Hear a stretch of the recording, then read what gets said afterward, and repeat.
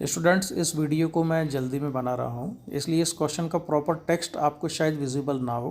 तो इस क्वेश्चन को आप अपने सोर्सेज से देख लेना। ये बहुत ही पॉपुलर क्वेश्चन है, नेट पर भी मिल जाएगा या आपके पास पुराने जो पेपर्स होंगे उनके कलेक्शन में जरूर होगा। हेलो ठीक है। स्टूडेंट्स, आज हम डिस्कस करने वाले हैं जेई एडवांस 2016 के एक बहुत ही अच्छे क्वेश्चन को, जिसमें काफी इन डेप्थ कॉन्सेप्ट इन्वॉल्व है। ये डाउट भेजा है मुझको किसी स्टूडेंट ने, ऋत्विक का बेसिकली ये डाउट है। 2016 का क्वेश्चन है, लेकिन किसी इस तरह के क्वेश्चन को स्टडी करने से पहले, डिस्कस करने से पहले हमको कुछ बेसिक इंफॉर्मेशन होना जरूरी है। यहाँ पर हमें कौन सी बेसिक इंफॉर्मेशन होनी जरूरी है? हमें जानकारी होनी चाहिए इनर्शियल फ्रेम और नॉन इनर्शियल फ्रेम के बारे में। इनर्शियल फ्रेम्स वो होती हैं जो या तो रेस्ट में है या कांस्टेंट वेलोसिटी से मूव कर रही हैं। नॉन इनर्शियल फ्रेम वो होती है जो कि एक्सेलरेटेड है। अगर कोई फ्रेम रोटेट कर रही है तो हर एक rotational frame non inertial frame की कैटेगरी में आती है, क्योंकि उसमें एक एक्सेलरेशन आने की संभावना हमेशा है और वो है सेंट्रीपिटल एक्सेलरेशन। तो रोटेटरी फ्रेम हमेशा कैसी होती है? Non inertial. अब उसमें भी दो केस हो सकते हैं रोटेटरी फ्रेम में भी। तो कोई रोटेशनल फ्रेम अगर है तो उसमें दो केस कौन से होंगे? एक तो ये हो सकता है कि वो कांस्टेंट एंगुलर वेलोसिटी से रोटेट कर रही हो, और दूसरा केस हो सकता है कि उसमें एंगुलर एक्सेलरेशन भी हो, अल्फा भी हो।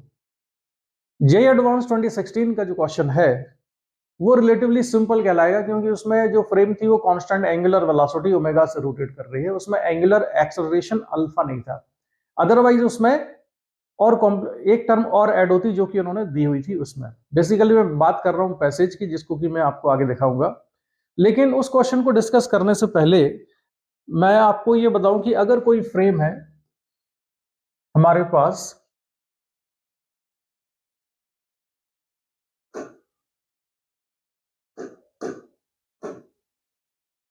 अगर हमारे पास कोई फ्रेम ऑफ रेफरेंस है और वो फ्रेम ऑफ रेफरेंस किस तरह की है? मान लेते हैं कि एक डिस्क है और ये है उसकी एक्सिस ऑफ रोटेशन। ठीक है, डिस्क की यह है एक्सिस ऑफ रोटेशन और ये disc constant angular velocity omega से रोटेट कर रही है। तो अगर कोई ऑब्जर्वर इस फ्रेम पर है, यानी कि ऑब्जर्वर अगर इस डिस्क पर है, कोई ऑब्जर्वर अगर डिस्क पर है, तो इसके रिलेटिव जब वो किसी बॉडी को देखेगा तो उस पर उसको कौन कौन से फोर्सेस दिख सकते हैं, उसके बारे में डेरिवेशन में और डिटेल में नहीं जाऊंगा, मैं आपको डायरेक्ट बताता हूं। एक तो फोर्स होगा उसमें जिसको हम कहेंगे कि रियल फोर्स होगा, ठीक है, जो कि ग्राउंड से देखने पर दिखेगा। इसको अगर हम नाम दे दें सिंपल, एक होगा एफ, वो ये कौन सा फोर्स होगा? Real force. रियल फोर्स से मेरा मतलब है कि अगर हम इनर्शियल फ्रेम से देखेंगे तो ये फोर्स दिखेंगे, जैसे ग्रेविटेशनल फोर्स होता है या कुछ उस तरह की चीजें होती है। ठीक है। अच्छा, इसके बाद जो दूसरा फोर्स हमको दिखेगा इसमें, जो दूसरा फोर्स नजर आएगा वो होगा एक कॉरियलिस फोर्सेस। ठीक है, तो इसको मैं लिख देता हूं एफ कॉरियलिस फोर्स, और एक फोर्स होगा सेंट्रीफ्यूगल फोर्स। Centrifugal force. ठीक है, कॉरियलिस फोर्स कितना होता है? कॉरियलिस फोर्स की जो वैल्यू आएगी वो होती है -2m ओमेगा, जिसमें ये ओमेगा क्या है? ओमेगा ये एंगुलर वेलोसिटी है, जिस एंगुलर वेलोसिटी से ये डिस्क रोटेट कर रही है। तो ये होगा 2m omega cross v rotational. ठीक है, ये होगा। अब इसमें v रोटेशनल क्या है? v रोटेशनल है कि मान लो एक बॉडी यहां पर रखी हुई है इस डिस्क पर, और उस बॉडी में जो वेलोसिटी है v, ये वेलोसिटी v किसको नजर आती है? इस ऑब्जर्वर को नजर आती है जो कि यहां पर खड़ा हुआ है। तो ये वाला जो ऑब्जर्वर है जो कि रोटेशनल फ्रेम में है, इस ऑब्जर्वर को ये वेलोसिटी नजर आती है v, उसको हमने नाम दिया है v रोटेशनल, और ये तो एंगुलर वेलोसिटी है डिस्क की। और इस बॉडी का मास कितना है? इस बॉडी का मास हम मान लेते हैं m के बराबर है। तो इस केस में जो कॉरियलिस फोर्स होगा वो होगा -2m omega cross v rotational. ठीक है, v रोटेशनल क्या है? ये लीनियर वेलोसिटी है, एंगुलर वेलोसिटी नहीं है। और ये किसको दिखेगा? इसको दिखेगा। यहां से कितनी डिस्टेंस पर है ये बॉडी? मान लो एक्सिस ऑफ रोटेशन से r डिस्टेंस पर। एक्सिस ऑफ रोटेशन से इसकी डिस्टेंस कितनी है? r है। ठीक, r डिस्टेंस पर ये बॉडी है। दूसरा जो सेंट्रीफ्यूगल फोर्स होता है, सेंट्रीफ्यूगल फोर्स का फॉर्मूला होता है ऐसे केस में, जो जनरल फॉर्मूला मैं बता रहा हूं, minus M omega cross R. ठीक है, तो ये तीन तरह के फोर्सेस होते हैं। जो चौथी टर्म में मैंने अभी नहीं लिखी है इसमें, वो चौथी टर्म तब आती है जबकि ये एक्सिस में एंगुलर वेलोसिटी के साथ साथ एंगुलर एक्सेलरेशन अल्फा भी हो। तो हम क्यों अभी उसने डेप्थ में घुसे, जबकि हमारा काम इसी से हो जाएगा, और कभी टाइम मिलेगा तो हम उसके बारे में भी डिस्कस कर लेंगे। तो ये तीन टर्म हमको लिखनी होती है। अब जे एडवांस का जो क्वेश्चन था उसमें सिचुएशन क्या थी? जे एडवांस के क्वेश्चन में सिचुएशन ये है कि एक है डिस्क, और डिस्क में ये है एक्सिस ऑफ रोटेशन, ये एंगुलर वेलोसिटी ओमेगा से डिस्क रोटेट कर रही है। एंगुलर वेलोसिटी कैसी है? उसकी कांस्टेंट है। इस डिस्क में बना हुआ है एक स्लॉट, इस स्लॉट में एक बॉडी स्लिप कर सकती है, एक ब्लॉक है या कोई बॉडी है, स्मॉल बॉडी है जो कि स्लिप कर सकती है। जब ये घूमेगी तो यहां पर स्लिप करेगी। मास गिवन है इसका m के बराबर, और किसी इंस्टेंट पर हम मान लेते हैं इसकी डिस्टेंस कितनी है, एक्सिस ऑफ रोटेशन से r के बराबर है। जे एडवांस के क्वेश्चन में ये गिवन था कि t इक्वल टू 0 पर, उसमें ये गिवन था कि at t equal to 0 r equal to r/2 पर बॉडी है, जिसमें ये कैपिटल R क्या है? कैपिटल R था इसका रेडियस। ठीक है, R इक्वल टू r/2 के बराबर है। तो इस बॉडी पर उन्होंने पहले तो ये पूछा था कि इसकी position as a function of time बताना है। तो इसकी position as a function of time बताना है। इसके अलावा उन्होंने जो एक्सिस है वो भी डिफाइन कर रखी थी कि एक्स वाई और जेड एक्सिस कौन सी है। इसको तो लिया हुआ है यहां पर एक्स एक्सिस, और इसको लिया हुआ था क्वेश्चन में जेड एक्सिस। ठीक है, और वाई एक्सिस कौन सी होगी? Perpendicular to the plane inwards, यानी वाई एक्सिस जो होगी वो इधर जाएगी, इस तरह से वाई एक्सिस है। ठीक है, तो उन्होंने किसी टाइम टी पर पूछा है कि इस ऑब्जेक्ट का जो आर है या पोजीशन है, डिस्टेंस है एक्सिस ऑफ रोटेशन से, वो कितनी है, वो पूछा हुआ था क्वेश्चन में। देखो, इसको अगर हमें लिखना है तो पहले तो हम जरा उसमें जो मैंने अभी टर्म लिखी थी उन टर्म्स की डायरेक्शन देख लेते हैं कहां कहां पर है। एक तो इस बॉडी पर रियल फोर्स देख ले हम कौन कौन से लग रहे होंगे। रियल फोर्स एक तो होगा, देखो mg लग रहा होगा, जो ग्राउंड से देखने पर भी दिखेगा। एक नॉर्मल रिएक्शन लग रहा होगा z डायरेक्शन में, तो मैं इसको nz लिख लेता हूं। ठीक है, ये तो रियल फोर्सेस हैं। तो चाहे आप डिस्क के रिलेटिव देखें, चाहे आप ग्राउंड से देखें, ये फोर्सेस तो आपको दिखेंगे ही दिखेंगे। तो ये रियल फोर्स है mg और nz। अब इसके बाद आते हैं हम कॉरिलेस फोर्सेस पर। तो जो कॉरिलेस फोर्स था उसकी डायरेक्शन हम चेक कर लेते हैं क्या होगी। तो कॉरिलेस फोर्स कितना था? Omega cross v rotational -2m Coriolis force था -2m omega cross v rotational. तो इसकी जो वेलोसिटी है, क्वेश्चन में जो ब्लॉक है वो उसकी वेलोसिटी है, यहां पर है v। तो ये v किस डायरेक्शन में, इसको हम देख लेते हैं। और मैं यहां लिख दूं ये कौन सा फोर्स है, ये है कॉरिलेस फोर्सेस। तो -2m ओमेगा जो है ये है k कैप की डायरेक्शन में, तो मैं इसको लिख लेता हूं omega k cap cross v rotational की डायरेक्शन देख लेते हैं, ये i कैप कहलाओगे, तो मैंने लिखा v i कैप। ठीक है, मैं फिर याद दिला दूं ये v क्या है? ये रोटेशनल फ्रेम में इस स्लॉट के अलोंग वेलोसिटी है इस ब्लॉक की, पार्टिकल की, whatever this body is.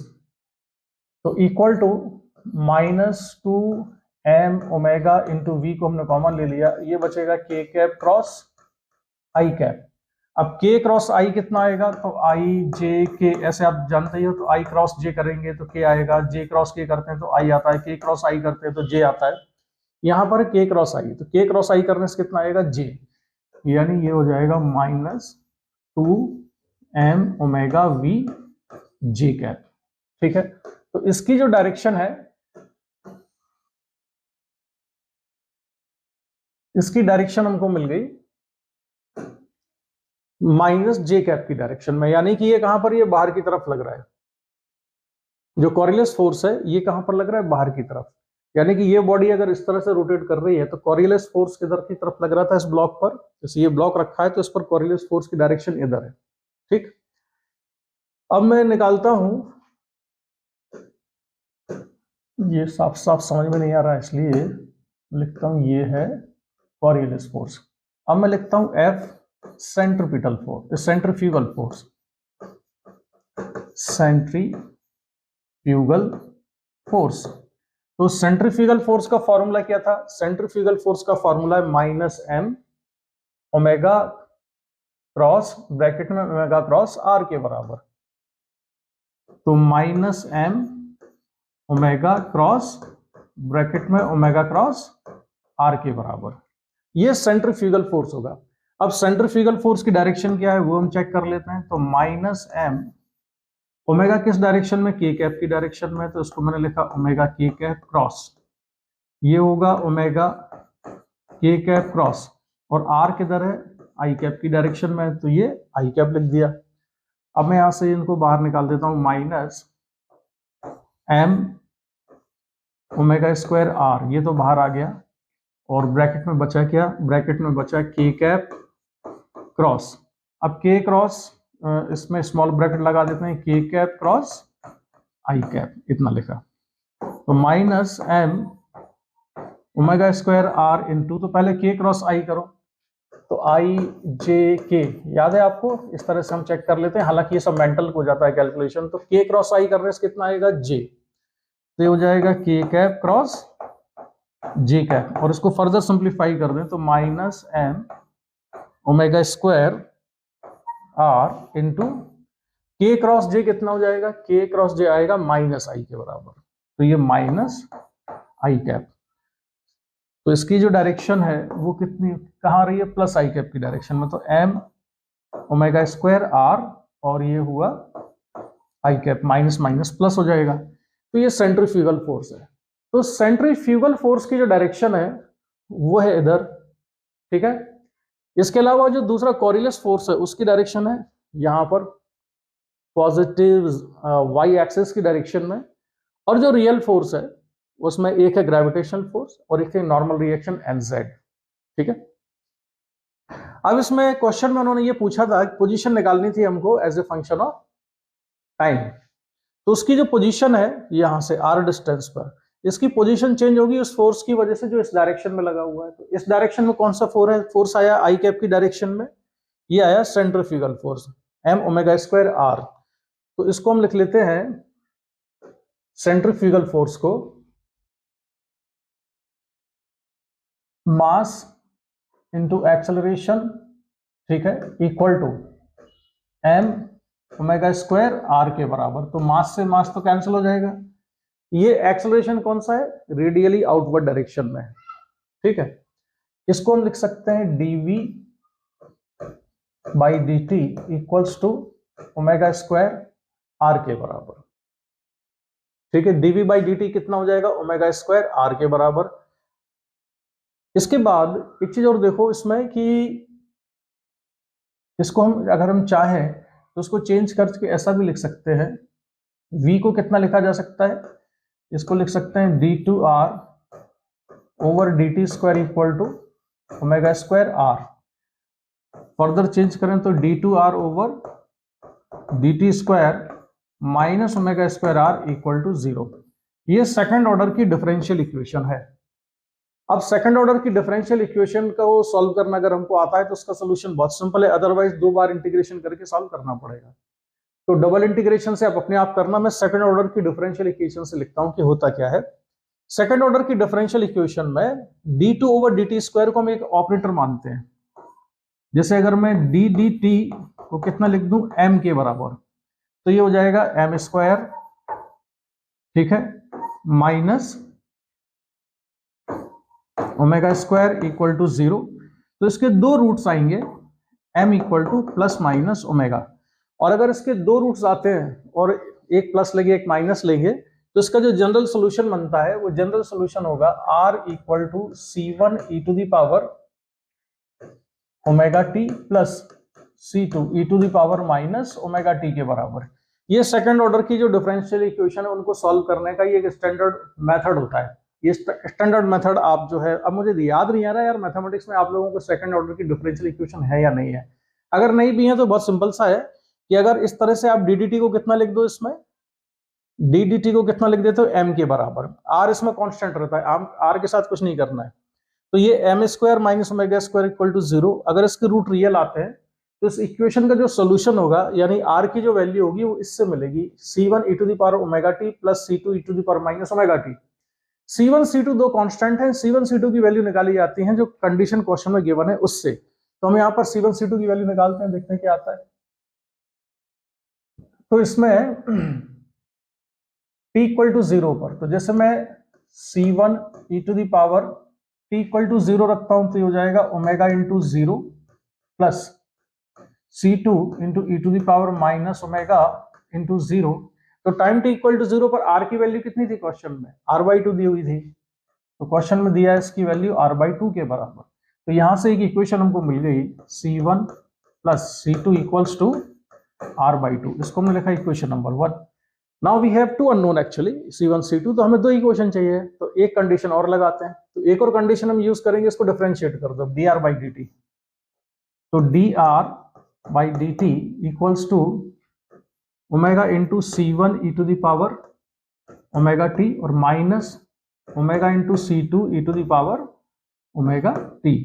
dr/dt क्या है, dr/dt है v के बराबर, और t इक्वल टू 0 पर वेलोसिटी कितनी थी, v रोटेशन कितनी थी, 0 थी। ठीक है, तो उसको हमने लिखा dr/dt को 0 इक्वल्स टू, यहां से t यहां पर 0 रख दिया है मैंने, तो ये बचेगा omega into C1 minus omega into C2। तो यहां से इक्वेशन आ जाती है C1 इक्वल टू C2, ये रिलेशन मिल गया। तो C1 और C2 अगर इक्वल है तो C1 प्लस C2 r/2 आया था। इस दोनों इक्वेशन से इसको मान लेते हैं ये 2 है, हमको क्या मिल जाएगा, C1 equal to C2 equal to r/4। तो C1 C2 की वैल्यू r/4 हो जाएगी, और इसका जो सोल्यूशन है ये आएगा r equal to r/4 into e raise to power omega T plus e to the power minus omega T. तो ये होगा इसका answer, r as a function of time हमने कैलकुलेट कर लिया। This is the r as a function of time. ठीक है, ऐसे तो हमको फर्स्ट पार्ट जो था क्वेश्चन का वो निकालना था। इसके बाद उन्होंने पूछा था कि इस पर जो नॉर्मल फोर्स लग रहा है, कांटेक्ट फोर्स लग रहा है, टोटल कांटेक्ट फोर्स इस पार्टिकल पर वो कितना है। तो टोटल कांटेक्ट फोर्स निकालने के लिए इस रिजल्ट का हमें डायरेक्ट यूज करना पड़ेगा, रिजल्ट की हमें जरूरत पड़ने वाली है। अब क्वेश्चन में पूछा गया था, आगे क्वेश्चन में पूछा है कि फोर्स कितना लगा हुआ है। तो जरा डायग्राम पर वापस आओ,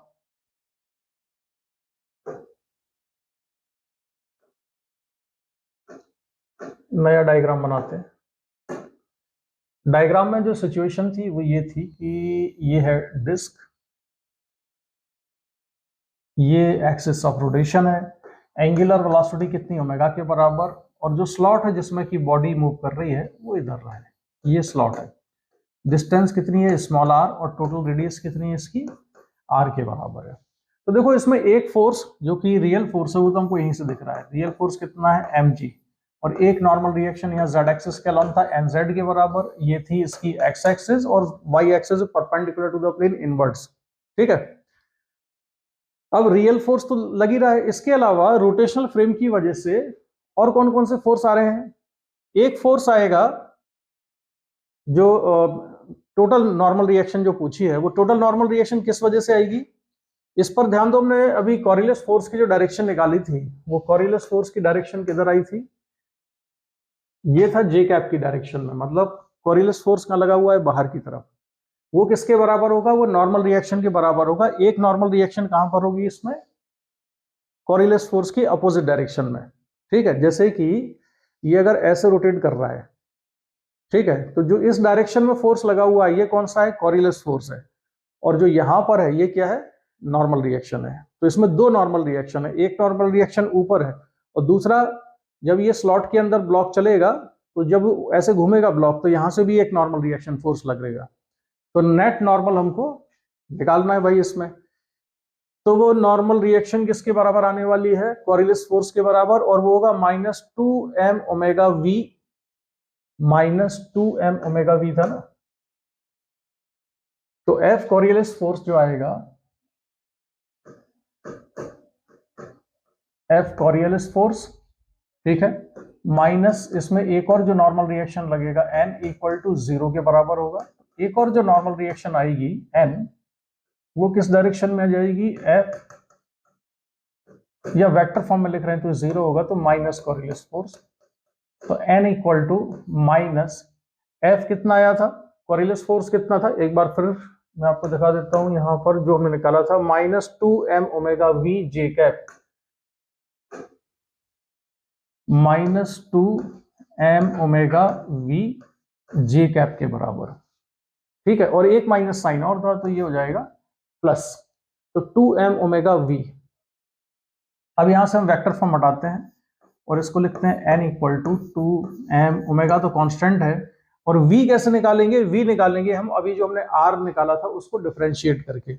r की वैल्यू क्या आई थी, हमारे पास r आया था r इक्वल टू r/4, या मैग्नीट्यूड में लिखते हैं इसको, ये आया था r/4 e to the power omega t प्लस e to the power minus omega t।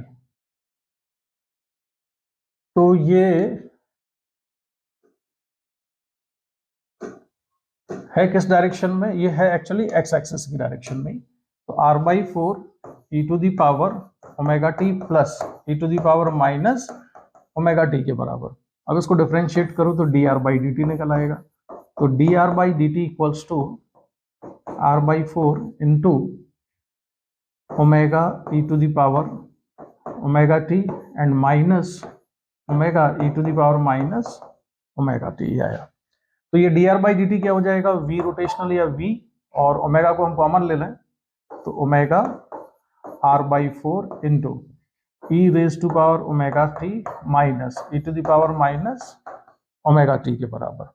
So this is the value of v। v की वैल्यू हम यहां सब्स्टिट्यूट करते हैं, तो n की वैल्यू कितनी आ जाएगी, 2 हमने लिख लिया था ऑलरेडी, m ये लिखा हुआ है, ओमेगा ये लिखा हुआ है, और यहां पर ये क्रॉस प्रोडक्ट नहीं है, कंफ्यूज ना हो इसलिए मैं क्रॉस प्रोडक्ट ना लगा के यहां सिंपल ब्रैकेट लिख देता हूं। तो ओमेगा r/4 इंटू ये एक और ब्रैकेट आ गया, तो e to the power omega t minus e to the power minus omega t, ये दोनों ब्रैकेट कंप्लीट।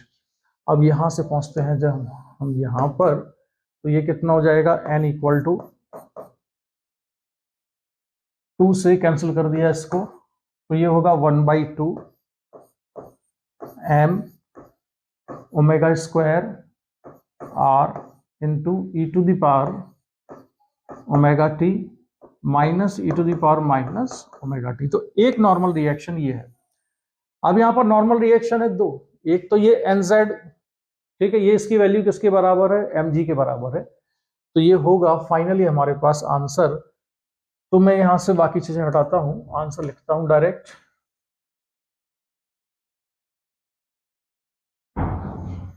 इसको हम रिमूव कर देते हैं।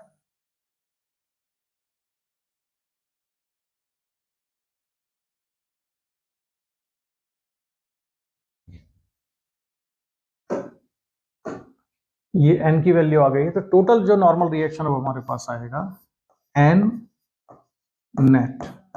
वो n नेट में एक तो ये टर्म होगी, ये टर्म होगी 1/2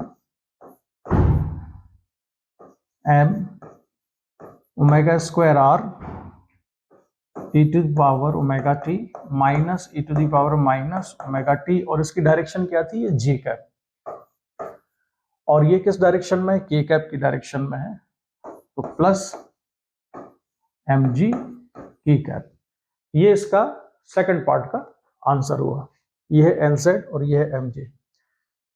तो अभी बहुत ज्यादा टाइम था नहीं, तो इसलिए मैंने आपको जो रोटेशनल फ्रेम से जब हम देखते हैं तो कोरिलेस फोर्स और कौन सा था, सेंट्रीफ्यूगल फोर्स, उसके बारे में मैंने डायरेक्ट कैसे यूज करना है उतना आपको बता दिया। आप वहीं से सॉल्व करना है कि जब भी कोरिलेस फोर्स लिखना हो तो कोरिलेस फोर्स का एक्सप्रेशन होता है -2m omega cross v rotational. v rotational मतलब रोटेशनल फ्रेम में अगर कोई ऑब्जर्वर है, ऑब्जर्वर यहाँ पर डिस्क के ऊपर खड़ा हुआ है, तो उसको जो v दिखेगा ये वो वाला v है। सेंट्रीफ्यूगल फोर्स का फॉर्मूला होता है -m omega cross r। r है ये डिस्टेंस एक्सिस ऑफ रोटेशन से। तो बॉडी पर 3 तरह के फोर्सेस अपीयर होंगे। एक तो रियल फोर्स होगा, रियल फोर्स जो कि mg और नॉर्मल दिख रहे हैं वो तो होंगे ही होंगे। इसके अलावा रोटेशनल मोशन में ऑब्जर्वर के होने की वजह से उसको 2 एडिशनल फोर्स और दिखेंगे। 2 एडिशनल फोर्स कौन कौन से होंगे? ये कॉरियलिस फोर्स होगा और सेंट्रीफ्यूगल फोर्स होगा। ठीक है, ये फॉर्मूला आप याद रखना, ये हमेशा काम आएगा आगे भी। एक ये वाला और एक ये वाला, ठीक है। और ये जो ये दोनों फोर्सेस हैं, कॉरियलिस फोर्स और सेंट्रीफ्यूगल फोर्स, कॉरियलिस फोर्स और सेंट्रीफ्यूगल फोर्स मिला के सूडो फोर्स कहलाते हैं। तो सेंट्रीफ्यूगल फोर्स जो है ये सूडो फोर्स का एक कंपोनेंट है। इसके अलावा इसमें एक चौथा फोर्स भी होता है। वो चौथा फोर्स इस वाले क्वेश्चन में इसलिए नहीं आ रहा है क्योंकि ये कांस्टेंट एंगुलर वेलोसिटी ओमेगा से घूम रहा है।